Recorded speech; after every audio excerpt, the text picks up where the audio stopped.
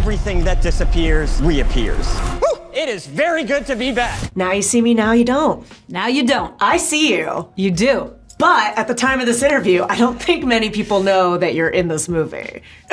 Well put. Well put. Tell me about that. I mean, just tell me about kind of keeping it. How long have you known? I think there's an article on Collider that's like, are they really going to ignore one of their best characters? That's very nice. I'm glad that people are saying that. I'll take that. I just remember, like, we've been hearing rumblings about sequels for so many years at this point. It's been 10 years since the last one.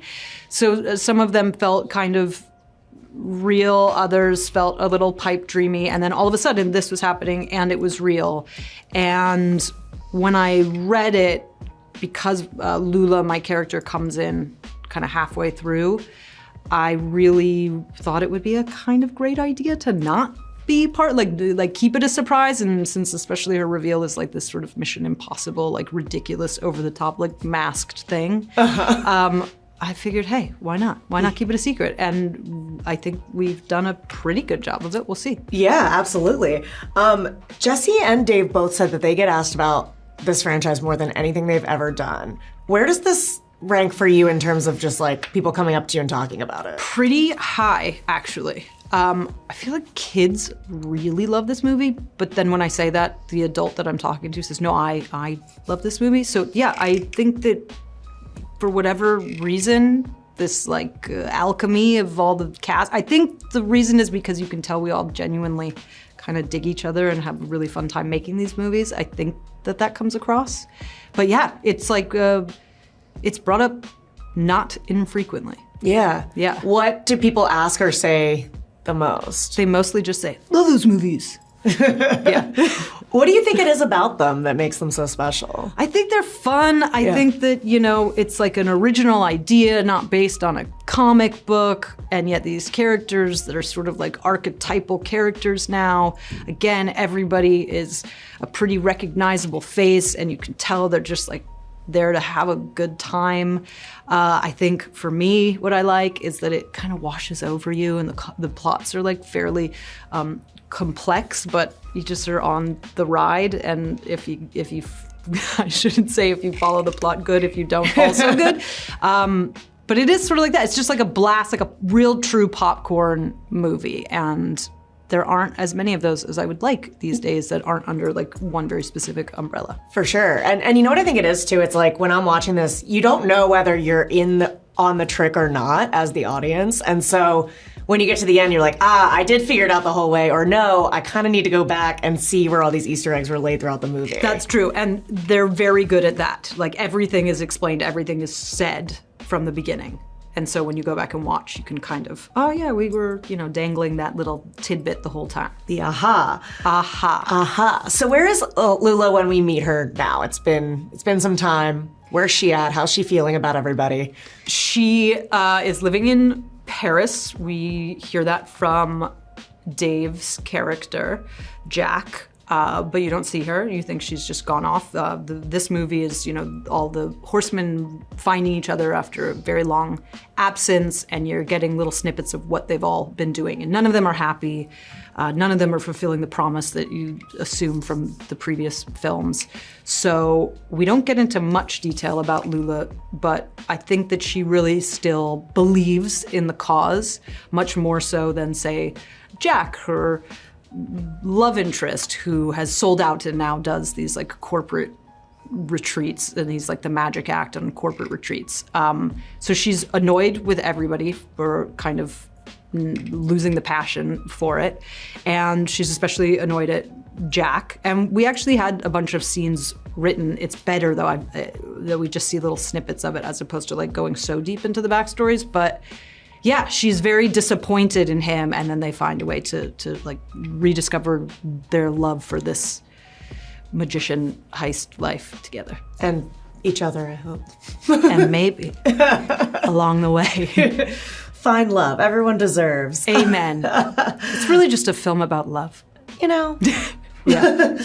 And then we also get to see your dynamic with Henley, who we did not see previously. So tell me about that and just working with Isla. I was so glad to see you both Me in the too. fall. Turns out there's room for more than one girl. Also, you know what I'll say too? I think in the sequel, like what I appreciate is you were not like a replace. You were a completely different character. So like you guys coming together made so much sense. I completely agree. And we definitely don't ignore the fact that it was one of us and then the other.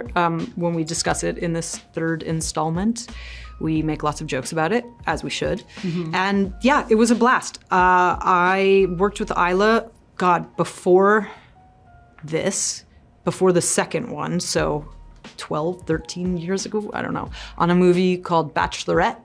And we have not worked together since, and we have not really seen each other since. And she had done the first one, I think, before we shot that. I did the second one after, and now we get to join forces. I love that. Yeah. And there's the newcomers too, the new horsemen, I guess. The ponies, we call them the ponies. I like that. Yeah. I was gonna say, how would you describe them and how they come into the fold?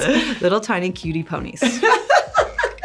I love that. So Ruben Fleischer is directing this one. So there's different directing styles throughout the films. What do you think sets this apart from the other films? This one feels more expansive. I know that we kind of bounced around to different locations in the past, but this just feels bigger. We're in Abu Dhabi and in Budapest, and Budapest is standing in for many other countries as well.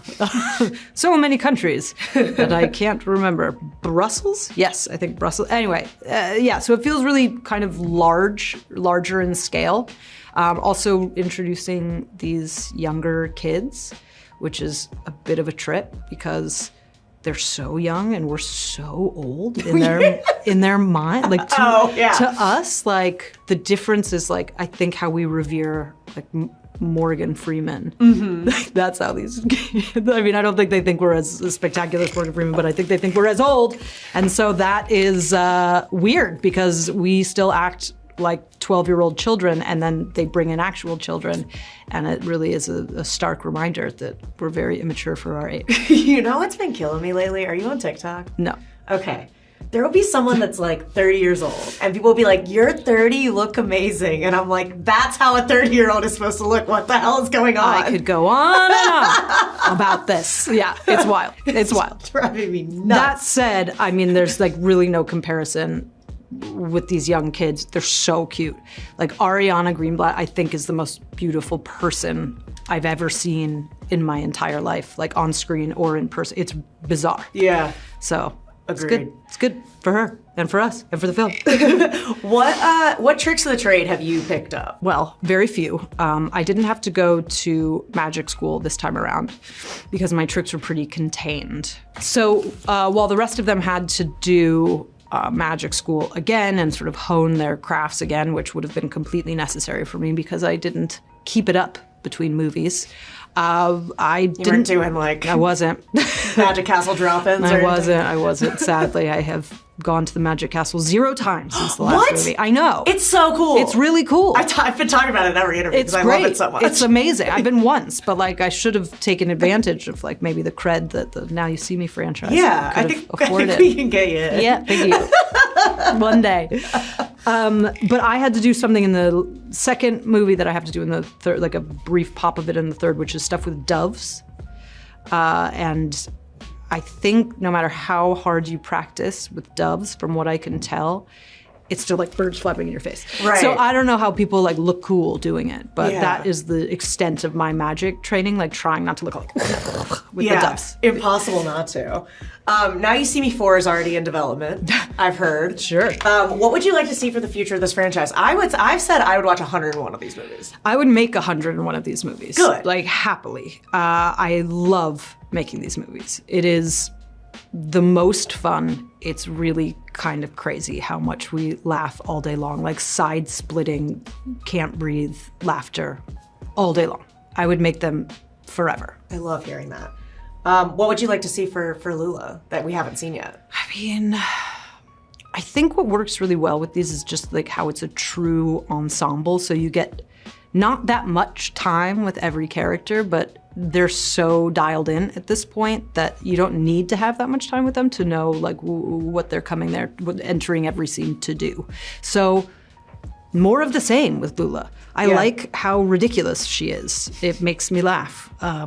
It I make myself laugh thinking about Lula.